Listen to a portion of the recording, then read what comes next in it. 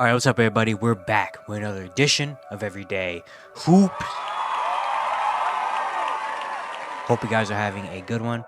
Today's video, we're going to be talking about Demar Derozan. Derozan is still a free agent. He's the biggest domino left to fall, and it's just a very interesting and odd scenario and situation on where he might end up and where he's going to play next year. It's just very confusing. We're going to get into it here in today's video. Thank you guys for the views on the videos and the shorts recently. I really appreciate it. If you do like the content around here, consider subscribing, like, turn notifications, stuff like that. I'd really appreciate it. It really helps out a lot. Join the membership. If you want to learn more about the membership, there's a video on my channel explaining all of it. You can go back and watch that. Link to my Twitter, TikTok, stuff like that in the description down below. And yeah, don't waste any more of your time. Let's get right into it. So DeMar DeRozan is still a free agent. We are about, I want to say, we're about almost a week in free agency. DeMar DeRozan is still a free agent, and his situation right now is very odd and interesting. In terms of what team he's gonna go to, the money that he wants, all that stuff, where he fits in, it's just very interesting for DeMar. DeMar is still an all-star level player. He's still a very, very good player that can give you 23 to 25 points a night. Sometimes he can break out for 30, even 40, hit some clutch shots. Like, DeMar is still a great player, but he's always just has been for the last couple of years an interesting piece to fit into a team because of the way he plays, his style of play. He's not a 3-point shooter.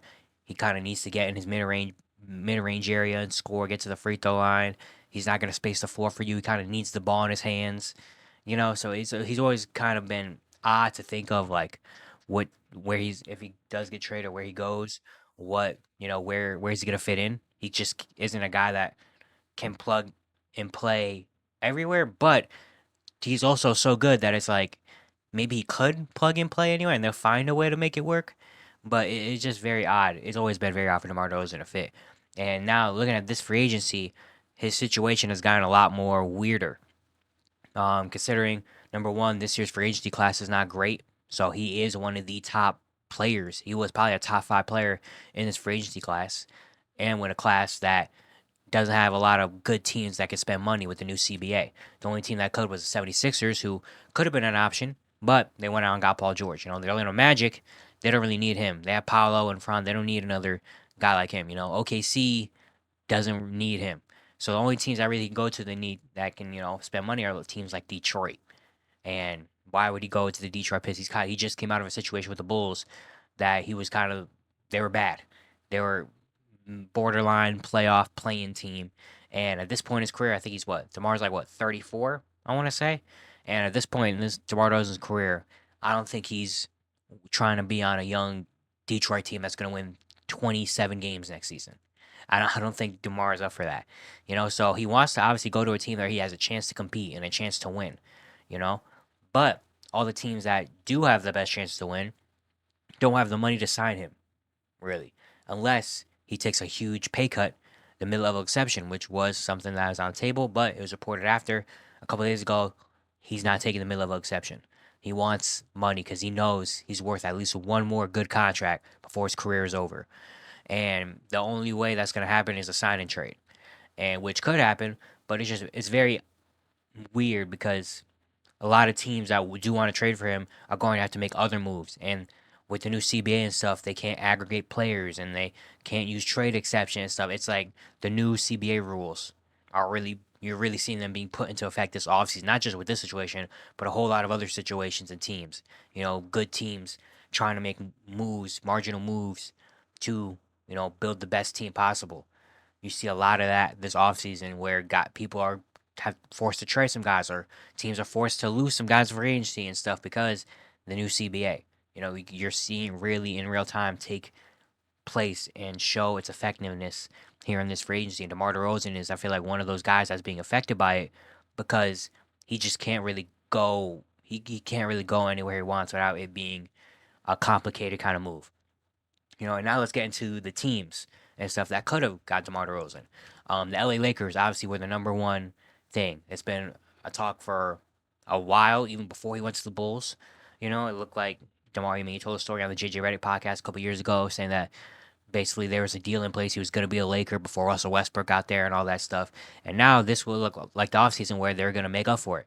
DeMar was going to be a Laker. I just felt like he was going back to the Bulls, and with Paul George leaving the Clippers, going to the Sixers, I thought one of the LA teams would have been the team. And then with the Lakers missing out on all the guys they wanted, and Clay, Harden, Valanciunas, it just felt like DeMar to LA was just inevitable at this point. You know, he's going to be a Laker, which he still can be. By the way, I'm saying all of this right now of could and would.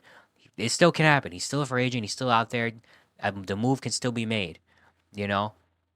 But I'm just saying for right now, I don't really know what's going to happen. But for the Lakers situation, and with LeBron coming out before free agency and saying he's willing to take a pay cut so the Lakers can use a mid-level exception because of the new CBA and sign a guy like DeMar DeRozan, especially after the first 2 days where all their guys that they wanted initially were gone. DeMar DeRozan coming in, add another all-star to the team. But then I think the day after, literally that night, it got reported by, I think it was Chris Haynes, I want to say. I'm not 100% sure on that, but I feel like it was Chris Haynes that said DeMar DeRozan is not taking the mid-level exception. DeMar DeRozan wants a contract, a real contract. And so after that was reported, then the next day, literally LeBron was like, all right, well, if DeMar's not coming for the mid-level, then I'm signing my max. You know, and now it still can happen. Bulls can still make a signing trade to the Lakers, but the Lakers are going to have to trade a lot of their role players. They're going to have to give up guys. And last year, the trade deadline, literally, the Lakers didn't really make a big move because they couldn't find a third team to take D'Lo. And what makes you think that now, you know, teams are going to take D'Lo now instead of last year? You know what I mean? Granted, he's on the last year of his deal this year, so maybe a team could take him for just a 1 year, whatever, and then when he leaves, he leaves. But it's going to be really, really tough. Again, anywhere he goes is going to be a really complicated move. For the Lakers, I thought was going to be in play. That's not there anymore. Same with the Clippers. I thought now with Paul George leaving, you know, the Clippers trying to scramble and find something, they would have offered DeMar. I don't really know what the situation is around that. I don't even know if the Clippers have talked to DeMar or if that's a real thing that's happening. But I just assume maybe that was something that could be in the realm of possibility. Because again, gets to go back to LA. He gets to kind of replace Paul George in that sense. But I don't know the Clippers have made other moves though. Clippers have used their money in other ways, signing Derrick Jones and Nick Batum and Kevin Porter Jr. whatever randomly. Um, so I don't really know if that's going to be a thing that happens for the Clippers. The Miami Heat have been a team that's been linked to DeMar DeRozan a lot, and you know I thought, okay, I think they became the favorites the other day. They became the favorites kind of after LeBron signed his max. The Heat became the favorite to sign, you know, DeMar DeRozan. But now that doesn't look like a crazy possibility either, because I did see a report the other day saying that the Heat don't really, either they don't really think they can, you know, take on DeMar DeRozan. You know, it was reported by Barry Jackson of the Miami Herald, you know, saying that he is trying to do something in the trade market. They said DeRozan seems too difficult at the moment. Other options less clear. And then there's another report that came out that said Pat Riley, they want to keep space open and want to keep being flexible, and bringing in DeMar DeRozan won't really make them, you know, be able to be flexible and all this stuff. And it's just like, well, if that falls through, then I don't really know, you know, what the Heat are doing. The Heat have been a very interesting situation in their own right, but now DeMar doesn't go to Miami. Where is it? The last couple of days, there's been other teams linked. Like Sacramento Kings have come out now as a team that has been linked to DeMar DeRozan. The Kings have been a team that has been active. They've been talking to Brandon Ingram as well. There have been talks to, you know, the Kings want to get a third guy. You know, because with the West getting so good, the Kings look like they might be starting to already get kind of left in the dust. And I even said in my looking video, I said about the Kings that they it's time to make another big move. And is DeMar the right guy? I don't really know. You know, you have Sabonis, you have De'Aaron, guys that like to get to the rim and get to the paint. DeMar, another guy that gets to the mid range and stuff.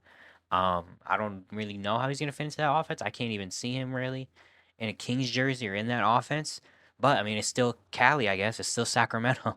It's Cali, you know. But the Kings, even I saw another report that even the Spurs have been linked. A reunion when DeMar played a couple years in San Antonio.